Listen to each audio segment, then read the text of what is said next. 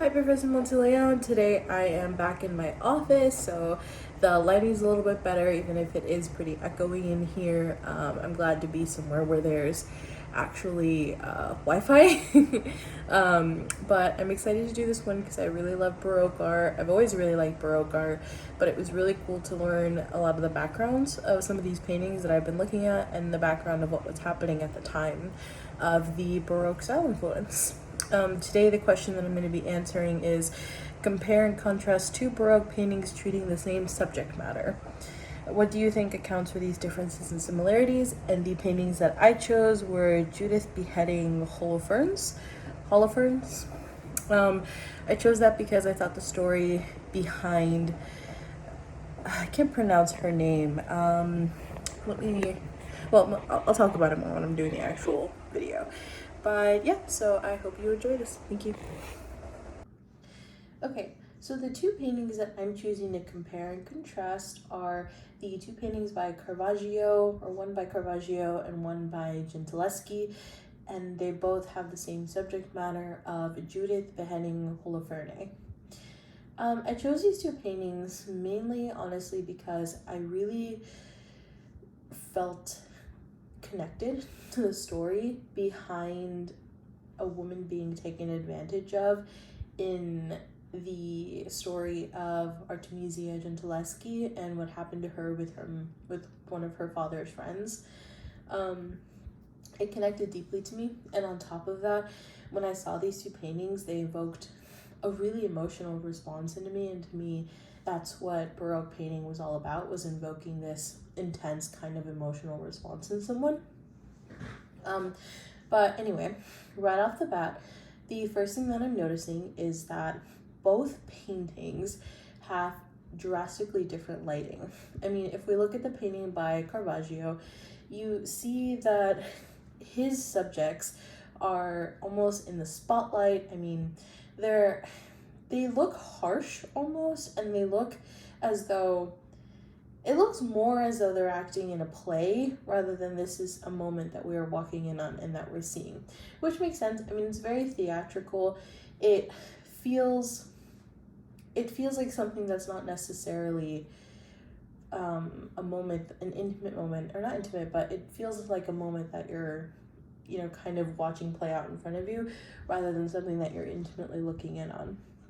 I think to me that's the biggest difference between the Caravaggio and the Gentileschi, is that with Gentileschi's painting, you have much softer focus, you have that use of chiaroscuro, and you can really see that even though the three subjects are also kind of in that center point, in that sort of spotlight, it's warmer. I think it almost looks like it's done by firelight, which makes it feel like a more intimate moment. It makes it feel more like a moment that you as the audience member have walked into and are seeing this play out in real time. It feels more real. I mean, it feels more like something that was done in secret. In my opinion, it gives it more of a dramatic flair than the Caravaggio. The other difference that I noticed too, which I think has a lot to do with, Gentileschi's experience with her father's friend, is that in Gentileschi, I'm so sorry for mispronouncing her name, but in Gentileschi's painting, it looks as though the women they're strong women, they're fierce, they look confident in what they're doing, they look self-assured, they're not squeamish, they're kind of pulling away, almost not because they're disgusted by this act that they're committing, but because she doesn't want to get the blood on her dress. In my opinion, that's what it looks like, right? I mean, you have the handmaiden that's kind of helping hold down this person. You have, I'm guessing Judith, the actual person who is doing the head chopping off. She is looking on and she's not ashamed to be doing what she's doing. I mean, she's holding his head in one hand and she's very firmly holding it. I mean, you see her muscles like straining to hold this, and you can see the way that she's kind of examining the way that they're doing it. I mean, the facial expressions are so different between Gentileschi's and Caravaggio's painting. I mean, in Caravaggio's painting, the person who's helping her is an old maid who is looking on, kind of, and this seems easier than what they're struggling with in Gentileschi's painting. I mean, if you look at Caravaggio's painting, the way that these maidens are doing it, it almost seems as though they caught him unawares. I mean, they both seem like they caught him unawares. But in this one, it almost seems like this was an act that was like fast. It was like a grab the neck kind of, you know, slice his throat very quickly. The mess is going into the sheets. They're almost removed from this act of violence that they're committing. The face on Judith looks disgusted. I mean, she doesn't look like she is looking in and examining. She looks far apart from it. She's wearing the white that kind of talks about this sense of purity in her. I mean, she looks younger than I feel at least that she looks younger than the Judith in Gentileschi's painting. And from what it looks like here, one of the biggest differences is that the blood in both of these, the blood in Gentileschi's painting is a lot more realistic, kind of further referencing that whole intimate moment, kind of further, it's furthering that idea of something that is happening realistic. A lot of that realism too that we saw in the Roman paintings from before. I mean, you're still bringing that sort of moment, this thing that you're walking into as a viewer. You can see the blood that they're shying away from is actually being squirted probably from, I think that's called the femoral vein. No, the jugular. Anyway, not that I know much about the veins there, but there is definitely a vein on that side of the neck that when you cut into it, like it squirts out the blood, right? Now, when you're looking on this side, it looks like the blood here is kind of, it doesn't even look like real blood, really. I mean, it looks more like strings of like cloth, or like almost like strings of thread that are kind of falling into the bed in an unnatural way.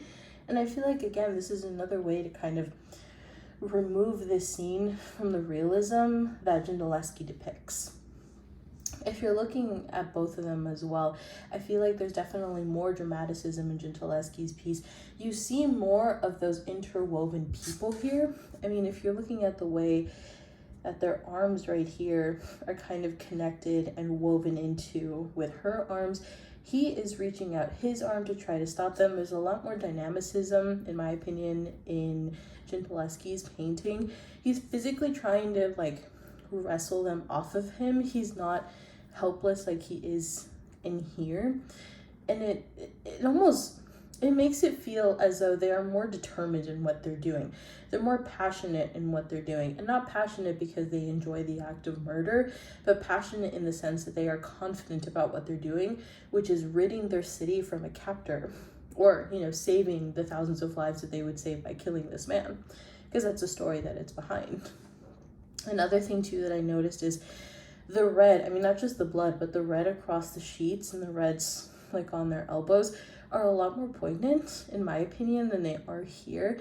I mean, you still have that deep red here, but it's definitely a lot more vibrant in this piece, and I think she achieved that with her use of chiaroscuro, her use of like lighting. I mean, in my opinion, I think what Gentileschi did with this painting was she created this intimate sort of, I want to say almost revenge. I don't know if it's revenge. I want to say more like justice. I think that's a better word for it. She created this sense of justice that's being done in this painting that you don't necessarily see being done in Caravaggio's painting. I mean, in my opinion, Gentileschi's painting seems like almost like an avenging angel kind of justice sort of thing, where they know what they're doing is correct. They know what they're doing is right. They know what they're doing is going to save the thousands of lives. They know what they're doing is anointed by God. They understand that this is something that, you know, is morally correct almost. And you can see that in their expressions right here. They're holding him. They don't seem very fazed by the fact that he's literally struggling. They're probably feeling the life bleed out of this man, and yet you don't see that in their faces. You don't even see a hint of remorse in their faces, in my opinion. And I think that's what's also, it's missing here in the Caravaggio, in my opinion, because these are not two women who are so assured that they're doing this for the right reasons. In my opinion, the face of this Judith almost looks, she looks younger, she looks more pure, she looks as though she's shying away from the act. I mean, she doesn't look like she has that, in my opinion, she doesn't look like she has that full faith in what the act that she's committing. They're definitely being a little more distant. I mean, you can still see the dramaticism in his face. You can definitely still see the way that the muscles are rippling underneath the skin, but it just pales in comparison. It just pales in comparison to the dynamicism that was displayed in Gentileschi's painting. I thought these were really interesting too, because if you're looking also at the outfits of the women, they're wearing a lot heavier fabrics, and they almost seem to be stronger and thicker women than I feel like the women in this painting. So in Caravaggio's painting, the subjects are depicted again as this sort of demure, kind of pure younger maiden who is doing this out of like, you know, a desperation, I guess. But if you see in this painting, in Gentileschi's painting, the subjects, they look like thicker women, they look like muscled women, and I feel like she also gives off that impression because not only are they holding him down, but they are also holding him down while wearing much thicker dresses, like dresses with a lot more, there's more ruffles here, which to me emphasizes that there's more fabric in these dresses, heavier fabric in these dresses than there is in this Judith's dress. I mean, she's wearing kind of a very plain sort of white frock here. And, you know, this maiden is pretty, she's an old maiden who's very frail, very, you know, probably not much for granting this Judith strength. But if you look at these maidens right here, they're both wearing these really heavy fabrics on them, and they're still wrestling this man on the bed and holding the sword up to him. And the force that it takes and to cut off a human head, I would imagine, is a lot. And they're exerting all of this force while also remaining upright and kind of clutching it. And you can see that, in my opinion, in the way that the muscles right here, she strained the muscles right here and she's twisted the neck. So you're also seeing that kind of twisted movement and that kind of implied motion in here that's also typical of Baroque art, which again, I feel like there's more implied movement and there's definitely more, it seems faster paced, or it seems more, this Gentileschi's painting seems more like something that could turn into a movie at any second, whereas Caravaggio's painting, I feel, looks more like a picture, in the sense that when I'm looking at it, you can see the way that he wanted to go for the motion, but because it's missing some of that interwoven sort of like lines, some of those dynamic poses, some of those twisted poses, it doesn't seem as though it could start moving. It looks more like you're looking at a still picture, which is what you're looking at. I mean, it's a painting, it's still beautifully painted. But I mean, like I said, if you wanted to see something with more dramaticism and something that looked, you know, in my opinion, more Baroque in style, I would say Gentileschi's looks a little bit more Baroque in style. I think, of course, part of the reason that Gentileschi did have more of these strong, kind of fierce women who are holding down their opponent and who look stronger, who look thicker, who, you know, look like they're following the will of God and are not ashamed by it, is also because she feels a profound loss of justice with what happened to her and between her and her father's friend. I mean, the story goes, or well, not story, but, you know, the way that it happened was her maiden, or her handmaiden, kind of conspired with her father's friend to leave these two alone so that he could go and, like, you know, physically assault her. So I think that not only does she have this connection to the subject matter that she's depicting that Caravaggio just doesn't, but she has this kind of thirst for justice that she didn't even get with this man because he also soiled her, right? He didn't even marry her, and it was way back when, so I don't know, but I don't think she got the justice that she deserved. So it was this sort of art and emotion that she's depicting in here of slaying the evil that was in her own life that I think Caravaggio doesn't quite understand. I mean, Caravaggio being a man in this sort of era is probably wanting to depict the maidens in the way that the maidens have always been depicted, which is pure, younger, beautiful, heavenly, almost, it looks like, almost the style that Mary is depicted usually in like religious works. But Gentileschi is really going in this different approach, I think, because she is reclaiming some of that strength back for herself. I mean, she's painting this emotional work to put it out there that she deserves justice, and to put it out there that injustices have to be corrected, whether that be by peaceful terms or by bloody forms. And this isn't something to be ashamed of. I think what's also interesting is that the connotation of being assaulted back in the time period that she was assaulted probably carried a lot of shame with it. And what she's painting here in this painting is that these women are not ashamed to be seeking justice and to be liberating their people. So I think for her, it's also this feeling of she doesn't want to be ashamed for seeking justice for herself and for wanting to liberate herself from this man that did this horrible thing to her.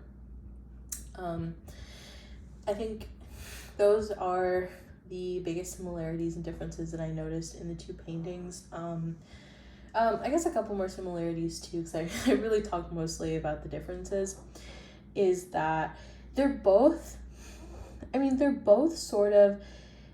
use these vibrant colors in them, right? Like you see the vibrant reds, you see the vibrant yellows, and it might just be the lighting that I'm seeing here, because Gentileschi's colors look a little bit more saturated, but you are seeing those kind of jewel tones. You're seeing that sort of, intimate dark chambers, and you're seeing this moment looks like you're looking in from a different perspective, right? Or your viewpoint is that of someone looking from the outside in. So that was the similarities that I noticed. You're also noticing that in both of these, what I think is interesting though, actually, is that they both went for this sort of unnatural twisting of the body of Holofernes. Like right here, you see his arms are twisted and his neck is twisted in a way to better get at the neck, but it's sort of in a natural pose that wouldn't be very comfortable. And right here as well, you see these sort of lines that they created here with the twisting of the body and the sheets, the heavy sheets that are kind of laid across both of them. Oh, another difference too that I'm noticing right now, actually, the sheets covering Holofernes are this bright, vibrant, jewel-toned green, and in Gentileschi's painting, they're red, which I feel like definitely more emphasizes the bloody nature of what they're doing, and kind of emphasizes the, I don't want to say murderous, because I don't think it's really murderous intent, but I think it emphasizes the nature of what's happening, the sin that's being committed, but it also contrasts their faces here, because I mean, killing is a sin, but you see from their faces that they're not afraid of the retribution from God, because this is a correct and moral act, despite the fact that they're killing a life, right? Or they're killing someone.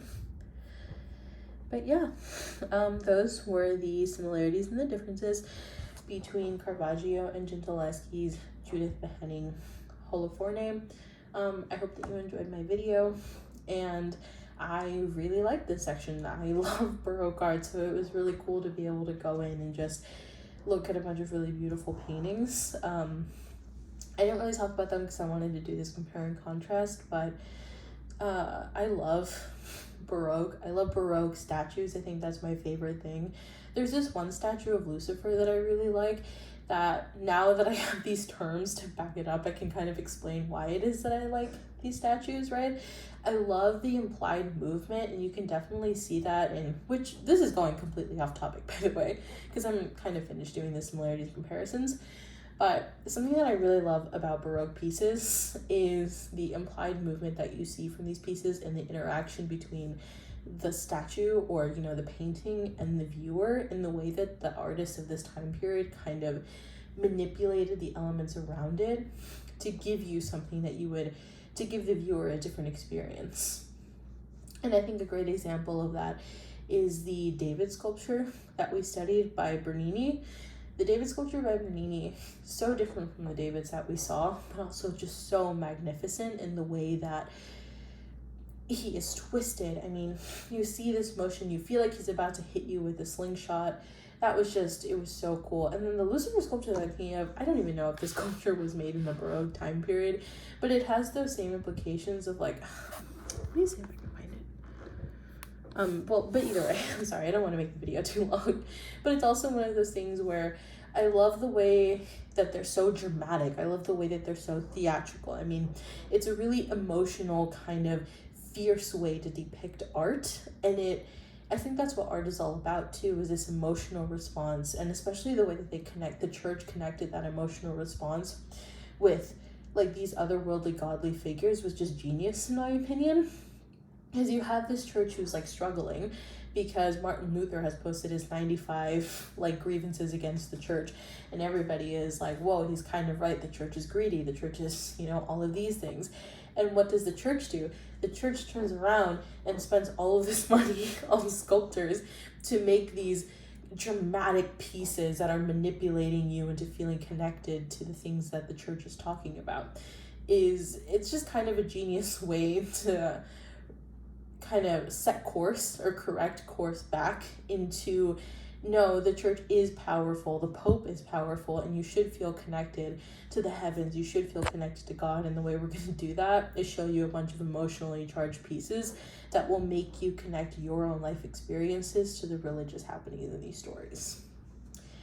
But sorry, the video is kind of long now, but thank you so much again, Professor Monteleone. I really enjoyed this section, and I hope that you enjoyed my compare and contrast between the Caravaggio painting and Gentileschi's painting on the subject matter of Judith beheading Holofernes.